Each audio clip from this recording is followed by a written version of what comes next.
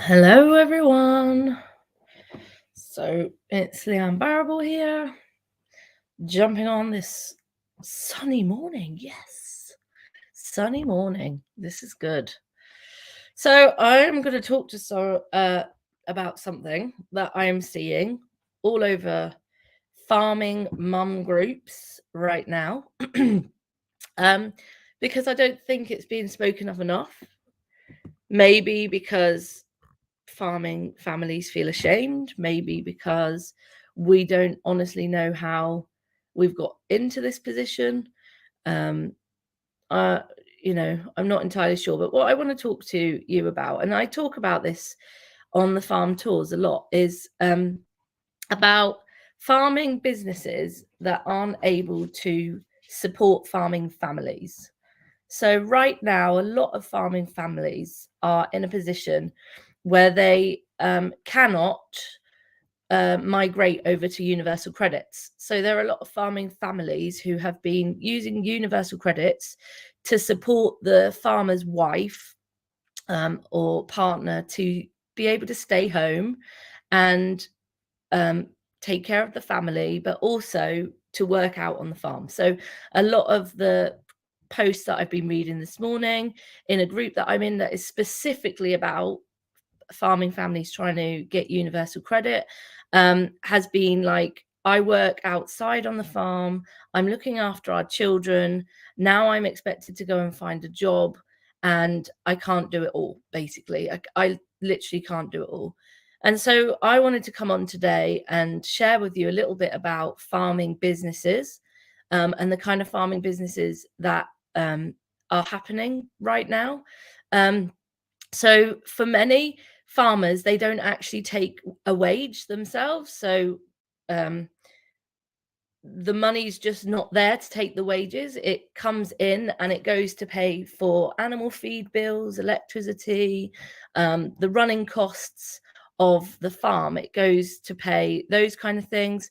We for some farmers are claiming a lot of grants and things that the government are making available. So grants for fencing, planting herbal lays, growing trees, cutting down hedges, which is a weird one. I don't understand that at all.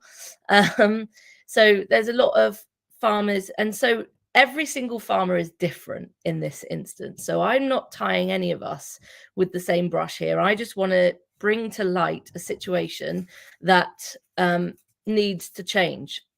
So what a lot of people on our farm tours cannot believe every time they come, so we're beef and lamb, that is our primarily, our products that we are selling, and they cannot believe that we will have no idea what we're going to sell our products for until the very day that we sell them to the abattoir or to the market, depending, not that we sell too much to market, but so we will not know anything about what we're going to get paid.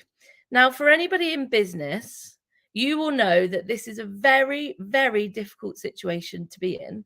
It's a very unstable situation to be in, and it causes a lot of fear and anxiety, particularly in this day and age where we've got electricity bills carry on, going up.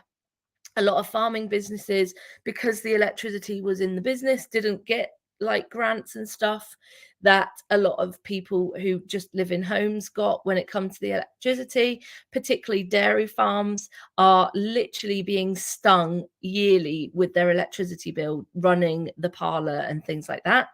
But the ultimate point is, so dairying slightly different. They tend to have a contract for what they're going to get paid every month for their milk. However, that contract is always subject to change, and they can be in a limbo land too. So they can basically have it really good one minute and not great the next minute. And so we are in this constant state of instability in farming families. Now, for landowners, we own our own land. I'm grateful for my great uncle who would have worked hard. He would have worked really hard to buy this farm when it came up for sale. And I'm grateful for that. But there are a whole heap of tenant farmers out there who are trying to pay rent and support their families. So they've got their rent, they've got their farm bills, and they've obviously got families, because we need farming families. It's all part of it, that you have a farming family and you hope that one of them is interested to go forward and bring new ideas. We are also seeing a huge decline in the next generation of farmers, because who would want to do this right now? Who in their right mind would sign up to do this work? Because you have no idea if you're going to be able to pay your bills. You have no idea if you'll ever be able to pay yourself. Now, for me personally, when Haley was first born, we claimed, what would it be? Child's tax credits at the beginning. And then Andrew changed jobs and it all changed around. And all of a sudden, I had to pay all the tax credits back. So we ended up paying back basically all that we'd been given because his wages changed. So I've done different things when it comes to being self-employed. You know, I'm a Tropic ambassador, so I sell skincare. I wasn't physically able to go back to work in terms of like working in pubs and stuff right in the beginning when I had Haley.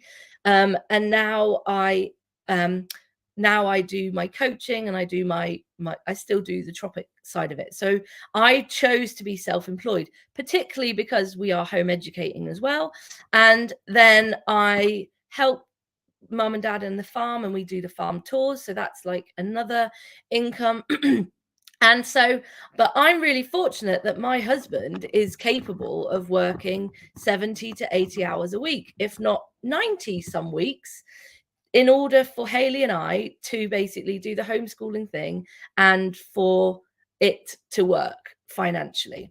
And so, but he's basically doing mine and his hours, because most people in the country are working their 9 to 5s, and you know, that's that. Whereas a lot of farming families are working crazy hours. And what crazy hours then means is then you can end up with tiredness. So we all know what happens when we get tired. We aren't as tolerant, you know, we're not as tolerable. We can get upset easier. We can get angry easier. And so there's that element of, we can do all these hours, but then we're getting tired. Then that our children feel the brunt of that, because they're like, Mum, can you help me with this? Or Dad, can you help me with this? And actually, Mum or Dad doesn't have any more energy to expel on the child, because it's all been about the farm, all about the farm. And so we have this toxic environment that is happening on farms all the time. All the time. I'm seeing farming families split up. They literally have split up, and they have completely gone their separate ways because they no longer can tolerate being with each other, because the stress is just too much. For many people who want to invest and, you know, want to expand on their farms, there's never any extra money to invest. So you go to the bank and you ask for a loan, and then you have to pay back that loan, and then you put, you know, you have 20 to 30 years to pay that back, and it is stressful. It is stressful to have to do that. And when it comes to being a landowner, we can be landowners, but all the capital is in the land. And we have to work out how to farm the land to make the money. Yet when we sell our products, we never know what price we're going to get. So we end up like never really knowing if we'll be able to pay the bills from one week to the next. There's never any consistency. And so this is meaning that there is so much pressure, particularly on the farmers' wives, because we see it all. We are seeing our husbands working incredibly long, hard hours. And for mine seems to enjoy it, so it's fine. But there are some out there who need a rest. They need a rest, and they're not getting that rest.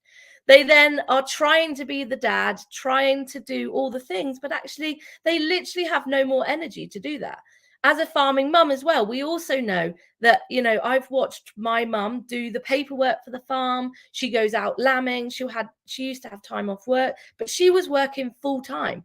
My mum was working full time. She was one of the first generations of farmers to basically start working full time because the farm itself couldn't pay. And so what is going on? What is actually going on? And then I know the comments will come about farmers driving around quad bikes and brand new tractors, and they are expensive. They really are expensive, but most of them will be on hire purchase. We aren't paying for things outright. You know, just like when people go and buy a brand new car and they're only paying their monthly payments. It's exactly the same in farming. You know, if there's a big turnover of money, particularly in the dairy industry, dairy boys have a lot. They tend to know what's coming in. And I think their contracts are about 2 years. So they'll know what's coming in for 2 years. But if they're whoever they've got the milk contract with, decide to change that milk contract price, they can do so at any point. Like, we have no control over that at all. We'd have no control over the price of anything.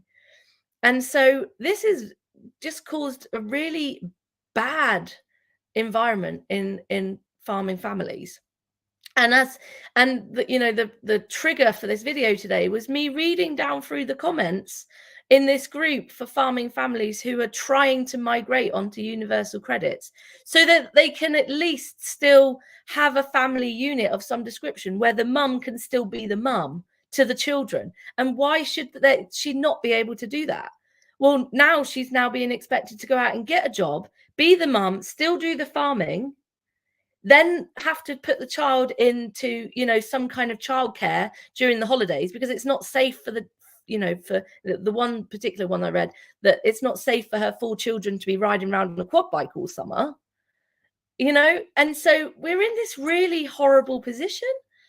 And for me, I've seen for a while now that the product selling side of it isn't where we are going to be able to create our own economy. So I believe that farming families, we are all situated in different parts of the country. We all have different soil types. We have different weather patterns. We have different ways we keep animals. We have different breeds of animals. There is nothing the same on any farm. So I'm not saying any of this to say, I'm doing this, you copy me. We can't copy each other because there is a specific thing that we need to be doing on our farm. And for us, I have been finding those specific things to create our own economy. So the Countryside Stewardship offer the Farm Tour grant. So we claim that Farm Tour grant. We on it, it's mainly focused for schools, but we asked for permission if we could do it for home education families because we're in the home education bracket. We are home educating, so therefore there was like a captive audience there that we could tap into, and the government were able to pay for the tours in this instance, which is great. We have chosen to start selling our beef, mainly beef, we do a bit of lamb as well, directly to customers if they want it. That takes time, and mum and I learning about packaging and how to keep things frozen if you want. So someone asked if we could start posting it, so we now need to look into that. We're looking at starting up a snack shack, which is like an honesty box kind of thing, and it's going to be on the public footpath that runs right through the farm. And we're seeming to have lots of walkers on it right now because we're on the Tamara Way, which is the new path that they've set up. So we were like, okay, let's set up a little snack shack. So we're in the process of that. And there's all sorts of things you can, do camping and holidays. The challenge that I've got when farmers open up their farms for camping and holidays, you have to put up with people all the time, and it's our home. We don't get to choose who those people are. They might be rude and obnoxious and actually expect far too much when they come to Devon. And I'm not sure I really want to put myself under that kind of mental and emotional pressure of having to put up with people who come on holiday. Because that's just another thing that we have to do. A booklet I saw years and years ago came through the post, and it says, is this diversification or distraction? Well, what if there was a way that we could be farming, an old way, in fact? What if there is an old way we could be farming that could actually make it so that we can at least start making some kind of profit? within our beef and lamb sales. And so this is why my focus has been on regenerating the soil, creating healthier plants. If we can get our animals to live longer, so our sheep particularly, our sheep will get to about 7 years old, and that's kind of their limit. But actually sheep and cattle can have a longer lifespan if we can provide them with good enough nutrition that they could last longer. We are saving money from having to keep buying or keeping replacements, which cost money every year. A few years ago, I did some figures and I worked out that one bullock costs us between 900 and £1,000 to actually create. And that was including the cow, that was including having the bull on farm as well, feeding them. And so you've got them on farm for nearly 2 years, 18 months, 24 months, 30 months, sort of. And so, yeah, our cost for one bullock was about 900 to £1,000. The market is really good right now, but back then the market, we could sell them and they'd come back anywhere between £1,000 and £1,200. So you do the maths on that, and you will see that there is very little profit margin. So if there's any way that we can, I don't know how we can change that in terms of supermarkets and in terms of the food processing side of it. I can see that there is an element of something's gone horribly wrong there.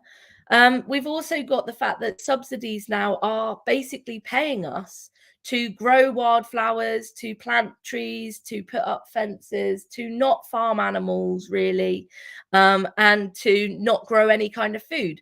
So there is nowhere in a payment that's like giving us money to actually grow food. So it's all about the environment now and not about food production. So in a winter like this winter, most farmers now will they'll switch over to the SFI.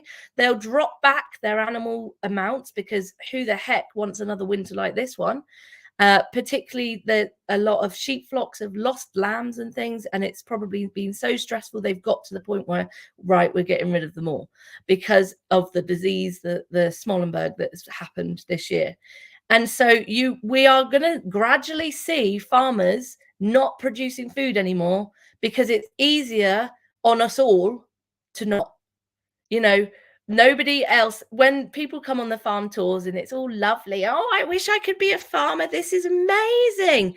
And like Mum and I say, when they're feeding pet lambs, they come and feed one feed. We're there for the other 3 feeds. We're there at like 10 o'clock when it's freaking raining and blowing a hoolie, and you're sat at the kitchen table thinking, I really don't want to go and feed those lambs because it's horrible weather out there. But you have got to drag your ass out there and do it, because farming isn't all like, oh, it seems like the most amazing job in the world, and it should be, but not when the finances don't match up.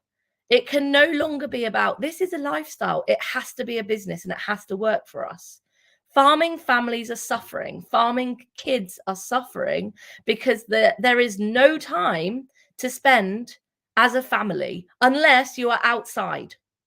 And in this winter has not been the great kind of winter for families to spend, out drenching lambs or doing whatever, weighing sheep, whatever you're going to be doing in the winter.